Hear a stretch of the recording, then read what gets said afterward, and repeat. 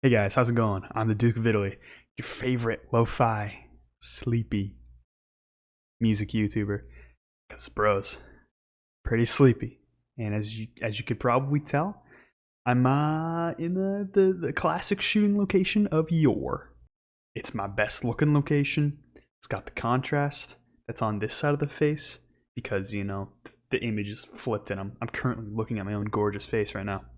Ego aside, as my fan slows down because I just shut it off. Today we got yet another shoegaze part.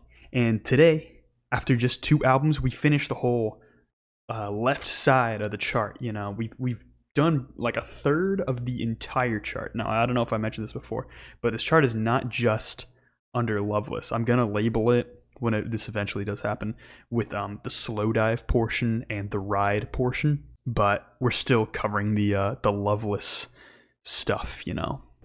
I'm excited today because we got shoegaze is a good thing, and let's finish up that side. And if you couldn't tell last time, we got to pretty extreme stuff like Shinley Supreme, for example. Today we go one tiny step forward, and we got a couple EPs we're talking about today. And this first EP and first album, I guess in general, if you want to call it an album, is I Am a Lake of Burning Orchids, with the EP Summer in My Veins. Now, this one is pretty far from shoegaze. In fact, what I would probably call it myself, melodic power electronics. This thing is power electronics. If you've ever listened to Romley or Death Pile or any of those fun little bands, then you'll know that this is pretty abrasive stuff, like unrelenting stuff, really harrowing stuff. I've actually never been into power electronics that much. I think Romley's Hole in the Heart has like half of it is really great, but the other half of it is just kind of super flat because it's so long. GR by Death Pile I actually love, but that's like the only power electronics album that I love. And even then, that one feels pretty gross to listen to. So Summer in My Veins, I looked at it and I was like, this one looks super interesting, so let's give it a shot. And it's super interesting. The themes of it are about a breakup, but imagine the whole thing just swamped in noise with like a melodic take on the noise. Like, it's definitely pointing towards notes, and you can totally tell. But it's super buzzy and it's super cool. Most of the songs on this record are short, and a lot of their structures are pretty linear. They sort of go from one step to the next. They don't repeat a lot of motifs, and I'm totally fine with that because it leaves no chance for boredom, and it doesn't at all feel like pop music, basically. I mean, shoegaze is basically dream pop, but like a little bit more dense anyway. So it's kind of funny that like it's stretching so far from that, but it's got some artistic statement here. And for being 22 minutes, it's all amazing. And the last three tracks are this sort of three-part little suite it's got going there, with the longest track on the album being about like 4 minutes long, I believe, and it's honestly amazing. The whole thing feels super cathartic. The whole message of like it being about someone who's hurt someone else and then breaking up with them, even though it might seem kind of juvenile, it does like that movie. It's got that sort of like cinematic angle where it's like the angle taken of this album, which in my film world would be like the direction of this picture, can make such a tiny problem feel so much more dramatic because it's what it's focused on for you at the time. Which, like anytime I get to talk about movies on this channel is good. I don't know if I ever told you guys, I am a film major, so I know everything that there ever was about movies. Jokes aside, this is a great EP. I totally recommend you listen to it. It stretches into a whole other area of like noise connoisseurs, where like when you get people who like the Goslings, they start to like I'm a Lake of Burning Orchids. The rest of the discography of I'm a Lake of Burning Orchids is mostly harsh noise, ambient stuff, different territory, less melodic, I'm sure, but I haven't checked it out myself, but I'm sure it's worth looking at. The final transition for this side, it's I Want to Feel Physical Pain, Merzbau's Pulse Demon. Yeah, this album was memed so much a couple years ago when someone was like, what the heck is a Merzbau? Or whatever internet documentary was on it, and everyone in the world put Pulse Demon on their list, and half of them were like, this is crap, half of them were like, this is good. And let me just give you a brief rundown of Pulse Demon, because I've listened to it one time, and that's all I really need to. It's not Merzbau's best project. It's clearly humorous on this chart. Harsh noise in this very strict and isolated vein really has surprisingly more appeal than you think, because it comes to atmosphere and texture. And not all of them are like Pulse Demon. Pulse Demon sounds like you're right next to a jet in a hot tub, and you're basically getting all those textures, but sometimes they're harsher than the other textures. The BPM is very high. It sounds very, very scrub-like at some points. Super abrasive, super harsh, really unrelenting album here. Vineyardology, I'm pretty sure, is Merzbow's like other like super harsh album. The one with Metallic Fever Echo, I think, is the song or track rather. Is another one of his harshest albums. And you know, knowing me, I've listened to 4 different Merzbow albums, and 2 of them are actually some of my favorite albums. Triwave Pagoda from last year, as well as the Prurient collaboration.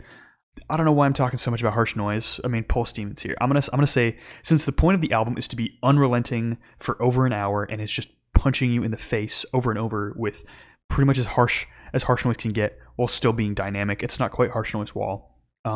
Sure, I'll give it a great. Would I play this in front of anyone else? No.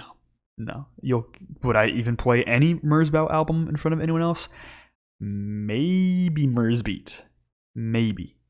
Probably not. But I respect it for what it is. And we go back to the More Like This section, you know, with LSD and the Search for God and co. Then we go up further with More Like This. Then we reach Curve's album Doppelganger. And this is the point of the chart where I think you can kind of tell that there are a few stylistic deviations that get a little bit dated. This and an album we're going to be talking about in the next part. Because Doppelganger by Curve certainly feels dated. It feels very 90s, and it feels like nothing like that would be made today without some kind of different production style. It's more clear than Loveless, and it's got a very Cocteau Twins sort of production style, but it's very much dance-oriented. It feels like, not quite Manchester, but I feel like you could play this for their scene. It feels pretty baggy, but not quite baggy. It's like for baggy people, but it's not baggy. And when there are parts of this album that sound less like shoegaze, they sound like they'd be in Point Break. But, you know, Point Break is a great movie, so I can't really be mad about that. Its position here and all the comparisons I've seen on the internet to Loveless, I find mostly unjustified, other than the fact that they're both pretty shoegazy. It's still like a solid effort though. I mean, I wouldn't compare it with Loveless really, but it is a cool album. It's got a very sexual sort of vibe going for it. A lot of people on the internet were like, this thing is so just grimy and dirty. It's so erotic, but I'm like, it's not that erotic. I mean, it's pretty sexy, I guess. You know, it's dancing beats. It's like I'm out on a night on the town, I guess, but like I'm not like slobbering to this thing. I'm not like foaming at the mouth like I gotta have this. Gosh, I mean, like I know that was a pretty tame description, but I still hope my family doesn't watch that. As much as it's not going to change your life, it's still pretty great. You know, the female vocals are great, and the one-man wrecking machine behind, I think, all the instrumentals is pretty effective. You know, it feels pretty unified. And on a more pleasant angle, we get Aerial with the Battle of Sealand. And just to start off, this feels kind of like M83, but less on the ambient side and a lot more on the rock side. Gosh, I can't wait till we reach M83, you know? And I mean, not all the bands we talk about today are that enthusing to me or that interesting. I just really want to talk about M83 because they're awesome. This is super buzzy and fuzzy shoegaze, which is, of course, me describing the guitar tone. I'm not losing it entirely. This album has a whole lot of rhythmic qualities, not as much lead guitar. It's very much like keeping the beat. I will say that there's a very floaty feeling to this whole thing. Not really aquatic necessarily. We'll get there. But sometimes this album just rips. Like this bass tone is just so awesome. It largely makes it fun more than anything else. I'm glad we're reaching fun shoegaze territory. The song Stay is like the more lush side of like the Baroque Cranberries songs where they'd have a bit more orchestration or whatever. It's one of the more mellow moments of the album, but I think it's a pretty good song. The release is simple, but it's hard-hitting and very effective. And the last track is great. It's very climactic. And I think this whole album overall is kind of great. And then we get to the tag of Drowning in Sound, which I would have to say is a false statement for this upcoming album. This is the Day Sleepers with the album Drowning in a Sea of Sound, with easily the worst album cover on this whole chart. This thing is horrific. Looking at this, I had such low hopes for this album. And from the first 2 tracks, I was like, you know what? this thing's probably not going to be great. But you know what? After listening to the rest of it, it actually gets pretty good. So the bass work is melodic and actually really pretty. It's very new wave feeling, so a little bit like synth static, I believe. And the vocals actually remind me quite a bit of Sweet Trip's production style. The song Tiger in the Sea is kind of what made me really rethink what I've been listening to on this album so far, because it's just a blanket of sound. And if there's anything that's justified for the Drowning in the Sea of Sound title, it's the Tiger in the Sea track. And the ending of the song Run is amazing. Now, this is on the lower side of this rating, but I'm still going to give it a great. The first, meme cover aside, if this had a different cover, if this just had the Nowhere cover by Ride and like you wrote over the Ride in Nowhere, then this would be better. But the music's awesome. And then it says Heavier, and then we get to the December sound with the Silver album. This is also known as just the December sound. And yeah, it's pretty heavy. It's soaked in reverb. It's very much just a psych record, but like it's heavy as well. And honestly, the vocals really don't help that much. They're probably one of the weakest things on this whole album here. It tries to have like sort of like a Lou Reed style of like quirkiness to it, but I think it's just not as effective. There are sort of more space rock leaning parts here, and I'm kind of here for them, but at the same time, it doesn't tie everything together. In my opinion, if this had maximum volume, it would be a great experience, but it does kind of show some holes in the songwriting if you don't have it on such a high volume. And I could tell, I was like, you know what? The writing itself is kind of the problem here. Like the tones are all cool, but like it's playing it so simply, but it's like almost like insultingly simple at points. There are some really crazy tremolo effects, though, that makes it feel borderline like binaural beats, the ones that are meant to induce trance, which like feels like cheating. Like this isn't like an experiment of an album. It might be an experimental album, but it's not trying to do that necessarily, I don't feel. But a lot of this album feels like it's cheating. It feels like it's trying to use production techniques and production little tweaks to make it seem more interesting than it is. I think it's still a good album, but like it's not as good as some of the others. And then we get pointed to more with the band Were, or at the time, Whirl, with their album Distressor, which is actually their debut album. And before I say anything else, you want to check out their full-length Sway and their EP Around. Both of those are phenomenal. Incredible, defining modern shoegaze masterpieces. But how did the band start off? Apparently consistently, because they've always been great. And before I continue any further, I have not heard this release myself, but I've heard that their 2019 album is also fantastic. So you might as well just check out everything they've done. So on this particular EP, there are male and female vocals, which doesn't sound too crazy considering the context of this chart, but Were actually ends up going to just male vocals, I believe, after this release, if not after an album. And they're in unison, and it gives it this really cool, almost like a chorus effect on the vocals. And it sounds so cool, especially with the borderline deadpan presentation or vocal timbre of the guy and the girl, The song Leave is so nice, and it's popular clearly for a reason. And finally, with this album, we've reached the quality, beautiful shoegaze that I've been looking for. Not stuff that's just huge sounds. I want something that's lush. I want something that makes me feel like I'm floating in space or in cotton or anything, really. The song Meaningless is the shortest and quickest cut, and it really breaks up the pacing of the whole EP here. And I think it's one of the strongest songs. And I will say also that the snare pops really well on this album, in terms of like traditional production stuff, because like they don't have to be super experimental on like the drums and make it super reverb filled or anything. The snare sounds awesome. The song Child is like a My Bloody Valentine song that just never happened, and I'm glad Word got it. I'm glad they're the ones who got to make it. And on Spotify in particular, there are 2 demo tracks of, I believe, Leave and Meaningless, and they're both a bit more lo-fi, a bit crunchier, and the songwriting is so strong that they're not deducted at all, but it's also given more of like a warmth, a bit of crispiness, It's great stuff. Honestly, I listened to this thing the whole way through, and I'm ready for more work. So this is great, obviously. Of all the albums to recommend today, this is like up there with I'm a Lake of Burning Orchids, This thing is super awesome. And it says similar to this is the band Nothing with the album Guilty of Everything. Now, I have one other Nothing album that's on my list that I looked at, and my friend sent it to me because I'm like, this looks cool. It looks like some DSBM or something, but apparently it's just shoegaze. And with this album, it really is just shoegaze. It's a bit one note.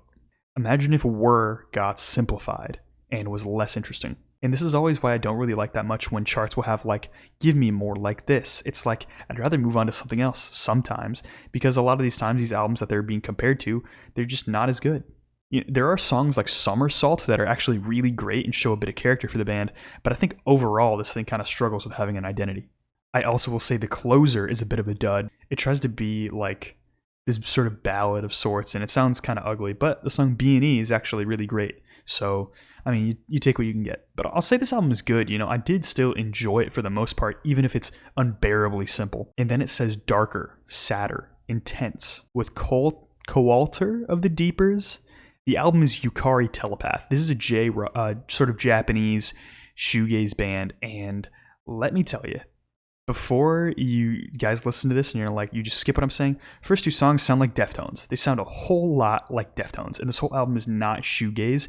You know, it has that shoegaze crossover moment to start it off, and the first half of this album is very much like alternative metal Deftones stuff. Second half is a lot more indie-tronica, J-rock, until the very end when it throws in more screams and more yells and all that stuff. And this whole thing is energetic and has a huge ethereal quality to it. This is one of the most alien albums I've heard on this whole chart, despite all the elements being so familiar. Everything is produced super well. Vocals are great. It's got these gang shouts at points. There is shouting and borderline death growl stuff. So it is like an alt metal release. And I don't know why this is here instead of like Deftones, because like Deftones has more impact than Coalter of the Deepers, whoever that is. But I'm not going to lie, this album's actually pretty great. And that's the end of that little branch. We're going back to actually the third album from today. In fact, before that, going back to LSD and the Search for God, and we go softer with the band Pink Shiny Ultra Blast with their EP Happy Songs for Happy Zombies.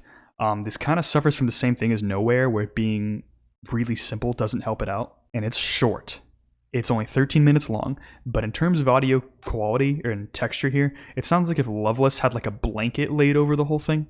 So it is softer. The vocals are super washed out and twee. It's really fun stuff. It sounds like something Graveface Records would have released, but probably not as good.